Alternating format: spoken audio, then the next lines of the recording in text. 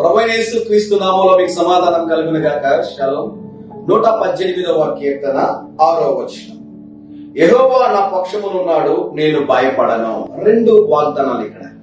యెహోవా నా పక్షమునున్నాడు, దేవుడు మీ పక్షాన ఉన్నాడు గనుక నేను భయపడను అంటున్నాడు భక్తుడు. ఇక్కడ దేవుడు మీ పక్షాన కూడా ఉన్నాడు గనుక మీరు భయపడొద్దండి.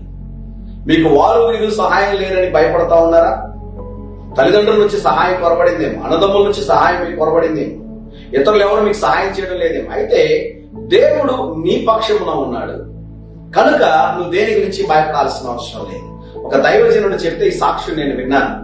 వాళ్ళ సంఘంలో జరిగినటువంటి కార్యం. ఒక యవనస్తుడు ఇంటర్వ్యూకి వెళ్ళాడు వాళ్ళ చర్చిలో నుంచి. ఆయన ఇంటర్వ్యూకి వెళ్ళినప్పుడు చాలా మంది, వందల మంది అక్కడ కూర్చొని అందరూ మాట్లాడుకుంటున్నారు. నాకు మినిస్టర్ రికమెండేషన్ ఉందండి, నాకు ఎమ్మెల్యే రికమెండేషన్ ఉంది, నాకు కార్పొరేటర్ రికమెండేషన్ ఉంది. ఇలా మాట్లాడుకుంటా ఉంటే పాపం ఈ క్రైస్తవుడైన ఈ అబ్బాయికి ఎవరి రికమెండేషన్ లేదు. వారందరి మాట విని చాలా భయపడిపోయి కృంగిపోయి కూర్చొని ఉన్నాడు. ఒక్కొక్కరు లోపలికి వెళ్తున్నారు. ఆ ఇంటర్వ్యూలో వారు ఏ ప్రశ్న అడగడం లేదు. నీకు రికమెండేషన్ ఉందా అంటున్నారు. ఉంది అనగానే అప్లికేషన్ తీసుకుని ఓకే మీరు కొండి, మేము మీకు ఇన్ఫార్మ్ చేస్తామంటాం. అందరు వెళ్ళడం సంతోషంగా వెళ్ళిపోతా ఉన్నారు. అందరికి రికమెండేషన్లు ఉన్నాయి. ఈ క్రైస్తవ యవనస్తుని పిలిచారు. ఈ తమ్ముడు లోపలికి వెళ్ళాడు, భయపడుతూ లోపలికి వెళ్ళి కూర్చున్నాడు. నీకు మినిస్టర్ రికమెండేషన్ ఉందా అని అడిగారు. లేదండి అన్నాడు. ఎమ్మెల్యే రికమెండేషన్ ఉందా? లేదు.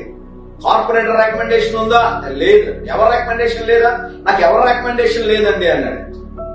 వారు వేరే ప్రశ్నలు ఏవి అడగకుండా వారు చెప్పిన ఒకే మాట, యు ఆర్ అపాయింటెడ్. నిన్ను ఈ ఉద్యోగానికి మేము నియమిస్తాం, నీకు ఈ ఉద్యోగం ఇస్తున్నాం, యు ఆర్ సెలెక్టెడ్ అన్నారంట. దేవుని స్తుతించాడంట. నీకు ఎవరి రికమెండేషన్ అవసరం లేదు. ఎవరు నీ పక్షాన ఉన్నా లేకపోయినా నువ్వు భయపడాల్సిన అవసరం లేదు. దేవుడు నీ పక్షాన ఉంటే చాలు. నేను చెప్తున్నాను, ఆ దేవుడు నీకు తోడుగా ఉన్నాడు కనుక దేని గురించి భయపడవద్దు. జీవితంలో ధైర్యంగా ఈ దినాన్ని ఎదుర్కోండి. దేవుడు మీ పక్షాన గొప్ప కార్యాలు చేయండి. ఆమేన్.